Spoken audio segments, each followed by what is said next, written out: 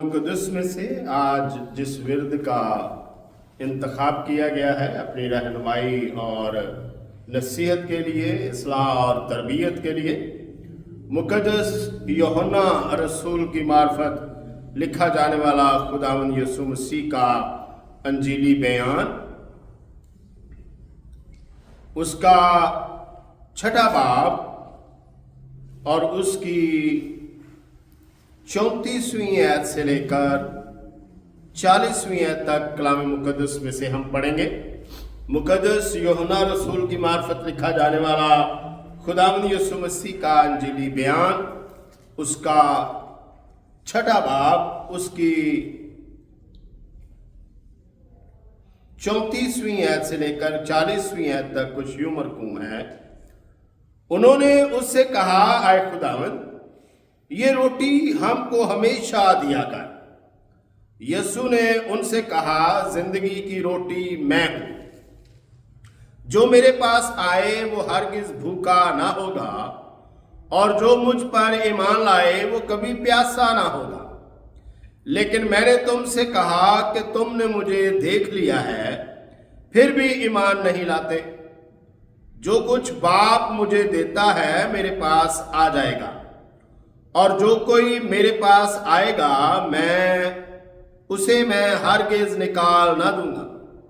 क्योंकि मैं आसमान से इसलिए नहीं उतरा हूं कि अपनी मर्जी के मुआफिक अमल करूं, बल्कि इसलिए कि अपने भेजने वाले की मर्जी के मुआफिक अमल करूं। और मेरे भेजने वाले की मर्जी ये है कि जो कुछ उसने मुझे दिया है मैं उसमें से कुछ खो ना दूं, बल्कि उसे आखिरी दिन फिर जिंदा करूं।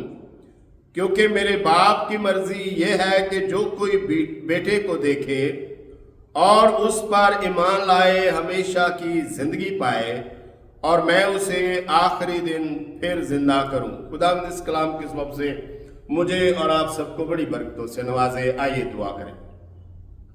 क़ुदूसियत के मालिक इब्राहिम, इसहाक, याकूब के खुदावंद मसीह यीशु में हमारे बाप, तू ही इज्जत, बुजुर्गी, हम दोस्ताइश के लायक खुदावंद है।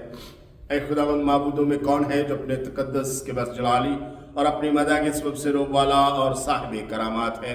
ऐ खुदावंद यीशु मसीह के खून की बुनियाद पर मैं तेरे कदमों में हूँ और तुझे सिजदा करता हूँ। ऐ खुदावंद, मैं सारी कमजोरियों के साथ तेरे कदमों में हूँ। दरख्वास्त करता हूँ मेरी कमजोरियों को अपने जोर में बदल दे। कामिल उस्ताद रूहुल कुद्दस की सहायता मैसर हो, और आज ऐ खुदावंद तेरे कलाम के जरिया से खुदावंद हमारी जिंदगियों की तरबियत और नसीहत और ऐ खुदावंद इस्लाह हो, ताकि खुदावंद तेरा जलाल ज़ाहिर हो। मसीह यीशु की खातिर ये चाहता हूँ, आमीन। खुदावंद यीशु मसीह कफरनहूम में, जब यहूदिया से कफरनहूम में वो आए तो कुछ भीड़ जो है वो उनका ताकुब करती हुई, उनको ढूंढती हुई कफरनहूम में आ गई, और उन्होंने उनको ढूंढ लिया। और जब ढूंढ लिया तो रूटीन के साथ खुदावंद से वो कलाम सुनते रहे, और कफरनहूम में ही उन्होंने रहना जो है उस वक्त शुरू किया। और ये जो एक लंबी गुफ्तगू है यहाँ पर, जो खास करके रोटी के बारे में है और खुदावंद यीशु मसीह के हजूर आने और मकबूलियत के बारे में है। जैसे 37वीं आयत में कुछ यूं लिखा है, जो कुछ बाप मुझे देता है मेरे पास आ जाएगा, और जो कोई मेरे पास आएगा मैं उसे हरगिज निकाल ना दूंगा। और इसी आयत की आज मरकजी आयत बनाते हुए हमारा जो मजमून है वो है मकबूलियत का मेयार या मकबूलियत का दरवाजा। तो ये सारी बहस जो है, जो हमने यूहन्ना की इंजील के 6 बाब में इस हिस्से में पढ़ी है, और इसके पस मंजर में भी यही बात है, और इसके आखिर तक यही बात चलती है। और खुदावंद कफरनहूम के एक इबादत खाना में, ये झील का किनारा नहीं, ये आम भीड़ के अंदर नहीं, बल्कि ये एक इबादत खाने के अंदर खुदावंद यीशु मसीह जो है वो कलाम दे रहे हैं। 59 आयत में आपके लिए पढ़ना चाहता हूं। ये बातें उसने कफरनहूम के एक इबादत खाना में तालीम देते हुए कही। और जब हम ये देखते हैं कि खुदावंद जो है वो कफरनहूम में है, तो उनके पीछे चलने वाली भीड़ के अंदर एक मखसूस गिरोह होता था जो खास फकीह और फरीसियों की तरफ से उसको आजमाने के लिए, उस पर इल्जाम लगाने के लिए, उसको शरीयत के खिलाफ कुछ कहने के लिए, उकसाने के लिए उसके पीछे पीछे चलते थे। जिस तरह एक मिसाल हमें मिलती है, खुदावंद यीशु मसीह एक भीड़ से मुखातिब है और एक शख्स कहता है कि क्या कैसर को जजिया देना रवा है। मकसद क्या था कि ये हुकूमत के खिलाफ कोई बात करेगा। खुदावंद ने बड़ा माकूल जवाब उसको दिया। उसने कहा जो कैसर का है कैसर को दो और जो खुदावंद का है खुदावंद को दो।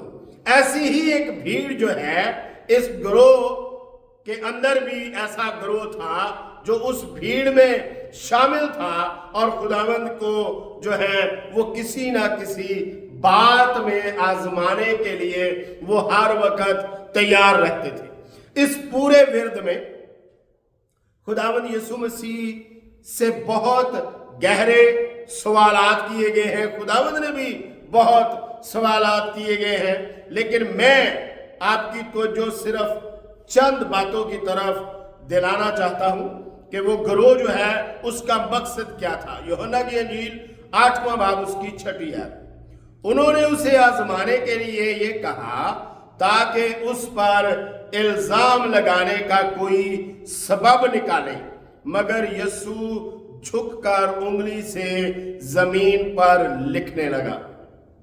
कई बार वो बहुत सारे बीमार लोगों को खुद हैकल में ले आते कि ये सब्बत की बेहुरमती करता है, सब्बत के दिन लोगों को शफा देता है, इसलिए हम अवाम को, आम आदमी को, लोगों को उभार सकते हैं कि वो इसको ना सुने, इसके खिलाफ हों और यूं ये जो है इसको कोई ना कोई जो है बात बनाकर हम इसको अपने रास्ते से हटा दें। मरकस की अंजील उसका 3 बाब उसकी 2 है।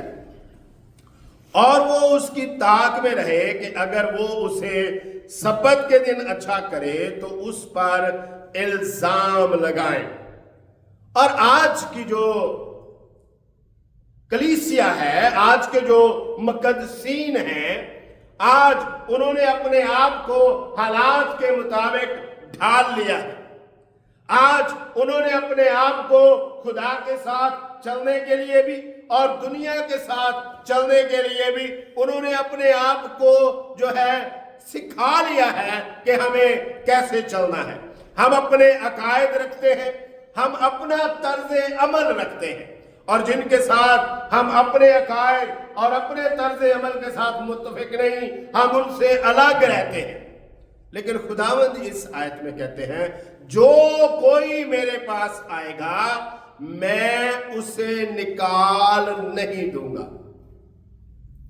और कैसी तबीयत है खुदावंद की, कैसा म्यार है खुदावंद का, और क्या खुदावंद जो है वो इस विरद के अंदर जिंदगी की रोटी मैं हूं, क्या लोगों को सिखाना चाह रहे हैं। उन्होंने कहा, पहला पत्रस 1 बाब उसकी 21वीं और 22वीं है, और तुम इसीलिए बुलाए गए हो क्योंकि मसीह भी तुम्हारे वास्ते दुख उठाकर तुम्हें एक नमूना दे गया है ताकि उसके नक्शे कदम पर चलो। उसने गुनाह किया और ना उसके मुंह से कोई मकर की बात निकली। खुदावंद यीशु मसीह इस विरद में कहते हैं मेरा गोश्त फिल हकीकत खाने की चीज और मेरा खून फिल हकीकत पीने की चीज है। क्यों यहूदियों ने यह एतराज किया? 3 सवाल यहां पर बहुत खास जो है वो उनके सामने रखे गए। नंबर 1, उन्होंने उससे कहा کہ ہم کیا کریں کہ خدا کے کام انجام دیں۔ لوگ یسوع مسیح سے پوچھتے ہیں کہ ہم کیا کریں کہ ہم خدا کے کام جو ہیں وہ انجام دیں۔ 28ویں آیت۔ اور پھر دوسرا سوال ہے، خداوند یسوع مسیح نے جب یہ کہا کہ میں اس لیے آیا ہوں، تو لوگ حیران ہوئے اور کہنے لگے کہ یہ کیوں کر کہتا ہے؟ ہم اس کے باپ کو جانتے ہیں، ہم اس کی ماں کو جانتے ہیں، ہم اس کی بہنوں کو جانتے ہیں، بھائیوں کو جانتے ہیں، خاندان کو جانتے ہیں، پھر یہ کیوں کہتا ہے کہ میں آسمان سے اترا ہوں؟ آیت 42 میں اس کا ذکر ہے۔ اور نمبر 3 پر جو سوال ہے وہ یہ ہے کہ لوگ شک و شبے میں ہیں کہ یہ شخص ہمیں اپنا گوشت اور خون کھانے پینے کے لیے کیوں دے گا؟ لیکن خداوند اس سوال کے جواب میں کہتے ہیں، میرا خون فی الحقیقت کھانے کی چیز اور میرا گوشت جو ہے وہ فی الحقیقت کھانے اور میرا خون جو ہے وہ فی الحقیقت پینے کی چیز ہے۔ کھانے اور پینے سے کیا مراد ہے؟ ہم عام زندگی میں کھانا پینا کیوں جو ہے وہ اپنے جسم کے لیے اور صحت کے لیے استعمال کرتے ہیں؟ کیونکہ وہ ہمیں صحت مند، تندرست و توانا رکھتا ہے، اس لیے ہم کھانا اور پینا جو ہے اس کو ہماری زندگی میں بہت بڑی ترجیح حاصل ہے، اور یہی خداوند کی مقبولیت کا معیار مقرر ہوتا ہے۔ خداوند یہاں پر کہتے ہیں، جو میرا گوشت کھاتا اور میرا خون پیتا ہے اس میں زندگی ہے۔ جو میرا گوشت کھاتا اور میرا خون پیتا ہے اس میں زندگی ہے، اور میں اسے آخری دن پھر زندہ کروں گا۔ یہ خون اور گوشت ضمانت ہے اس بات کا کہ اگر آپ اس کو استعمال کر رہے ہیں تو آپ میں زندگی ہے، اور اگر آپ میں زندگی ہے تو ایک بڑا وعدہ ہے آپ کے ساتھ کہ وہ آپ کو آخری دن میں کیا کرے گا؟ زندہ کرے گا۔ اور جب ہم خدا کے پاس آتے ہیں، جب ہم اس کی میز پر آتے ہیں، جب ہم اس کے ساتھ کھاتے ہیں، تو ہم اپنی اندرونی ٹوٹ پھوٹ کا اقرار کرتے ہیں، ہم پر وہ ظاہر کی جاتی ہے۔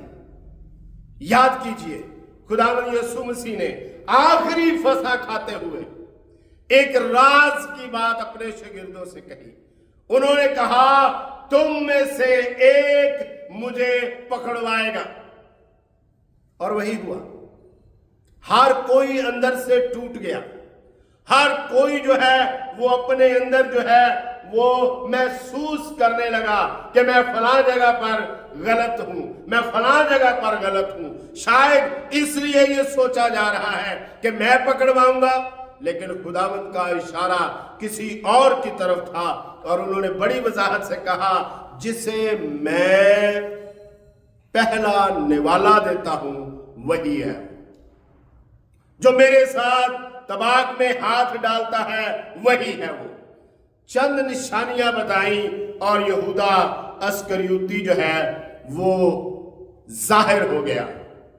یوں آج کی کلیسیا نے بھی اپنے عقائد، اپنے مقاصد اور اپنا طرز عمل جو ہے وہ بانٹ رکھا ہے۔ ہم دنیا کے ساتھ بھی چل رہے ہیں اور خداوند یسوع مسیح کے ساتھ بھی چلنے کی کوشش کرتے ہیں۔ اس لیے جب پالوس کو ان چیزوں کا سامنا ہوا تو اس نے کہا، پہلا کرنتھیوں 15واں باب اس کی 8ویں ہے، اور سب سے پیچھے مجھ کو جو گویا ادھورے دنوں کی پیدائش ہوں دکھائی دیا۔ وہ اپنے اندر کی توڑ پھوڑ کو جب وہ خداوند کے قدموں میں آتا ہے تو یوں بیان کرتا ہے کہ میں ادھورے دنوں کی پیدائش ہوں۔ وہ بتاتا ہے کہ خدا جب زندہ ہوا تو سب سے پہلے اس کو دکھائی دیا، اور جب آخر میں اپنے سفر کا ذکر کرتا ہے، دمشق کی راہ کا ذکر کرتا ہے، تو اپنے آپ کو اتنا پست لے کے جاتا ہے اور کہتا ہے کہ آخر میں مجھ پر ظاہر ہوا جو ادھورے دنوں کی پیدائش ہو۔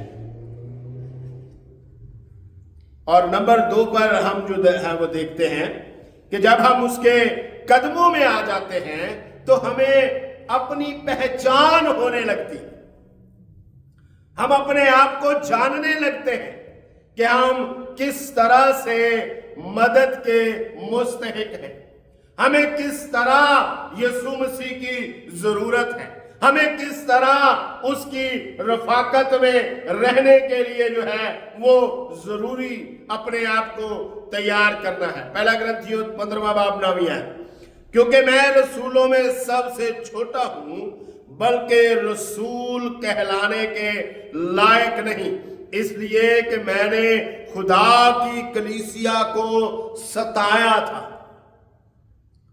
پالوس اندر سے ٹوٹا ہوا ہے، اس کو ہر وہ ظلم یاد ہے، اس کو ہر وہ بات یاد ہے جو اس نے شریعت کا فرزند ہوتے ہوئے کلیسیا اور ایمانداروں کے اوپر جو ہے وہ مظالم اٹھائے تھے، اس کو ہر بات یاد ہے۔ اس لیے وہ آج یسوع مسیح کے قدموں میں خدمت کے دوران کہتا ہے کہ میں رسول کہلانے کے لائق نہیں، میں ان میں سب سے چھوٹا ہوں۔ وجہ کیا ہے؟ کیونکہ میں کلیسیا کو ستانے والا رہ چکا ہوں، میں کلیسیا کے لیے دکھ کا سبب رہ چکا ہوں، میں مسیح کے لیے دکھ کا سبب رہ چکا ہوں۔ اور جب ہم اس کے پاس آتے ہیں، اس کی میز پر آتے ہیں، جب ہم اس کے ساتھ بیٹھتے ہیں، رفاقت رکھتے ہیں، تو تیسرے نمبر پر ہماری حقیقی حالت ہمارے سامنے آ جاتی ہے۔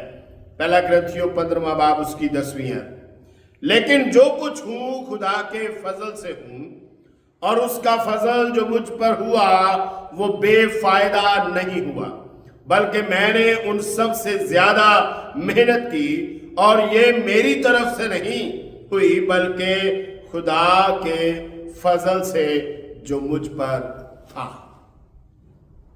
آئیے آج ہم ان باتوں کو اپنی زندگی میں دیکھیں۔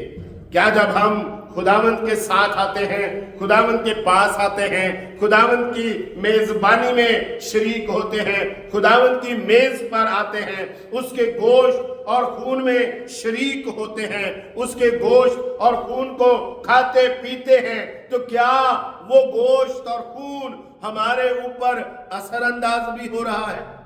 وہ کس طرح سے ہمارے اوپر اثر انداز ہوتا ہے؟ وہ ہماری جسمانی رغبتوں کو کیلوں سے جڑ دیتا ہے صلیب کے اوپر، وہ ہماری تمام جذباتی کیفیتوں کو ہمارے خون میں سے نکالتا ہے اور ہمیں اپنے باپ کی مرضی کے مطابق چلنے کے لیے تیار کرتا ہے اور اکساتا ہے۔ آئیے آج اپنی زندگیوں پر غور کریں، کیا اس کا خون اور گوشت میرے اندر یہ تاثیریں پیدا کر رہا ہے؟ اس کا خون اور گوشت میرے اندر ان چیزوں کو جو ہے وہ ان پر غالب آنے میں میری مدد کر رہا ہے؟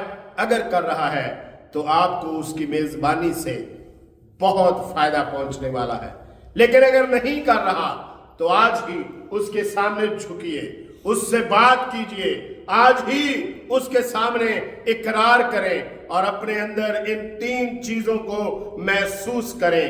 کیا آپ اپنے اندر ایسی توڑ پھوڑ جو ہے وہ محسوس کرتے ہیں؟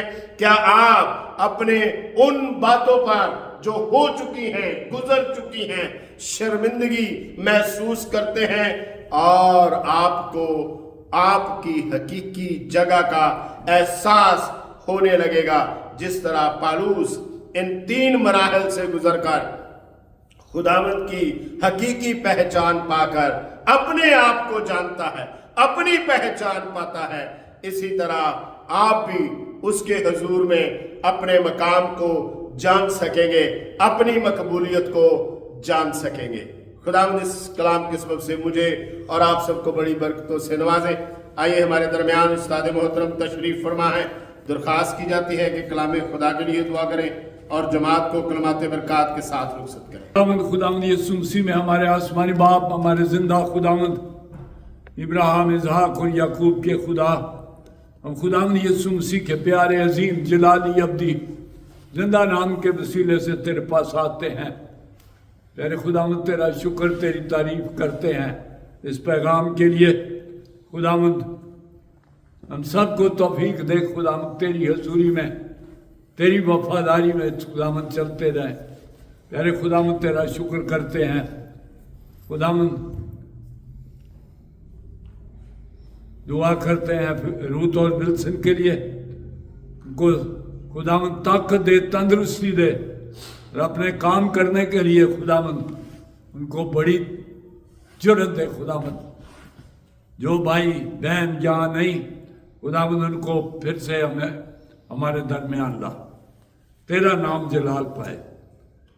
सालमन और बेंजामिन के बीवियों के लिए खुदावंद दुआ करते हैं। खुदावंद उनको वक़्त पर खुदावंद उनके साथ मिला, तेरा नाम जलाल पाए। प्यारे खुदावंद तेरी हजूरी उनके साथ हो। और प्यारे खुदावंद सारे बच्चों के लिए खुदावंद तेरे शुक्रगुजार हैं, तेरी तारीफ, तेरी हमद करते हैं। फिर से हमें अपने वक़्त पर इकट्ठा कर खुदावंद, और अपने खादम को अपने जलाल के लिए इस्तेमाल कर। खुदावंद यीशु मसीह के प्यारे अजीम जलाली अब्दी नाम के वसीले से मांगते हैं, आमीन। अब हमारे खुदावंद यीशु मसीह का फजल, खुदा बाप की मोहब्बत, पाक रूह की शराकत अब से लेकर हमेशा तक हम सब के साथ होती रहे, आमीन।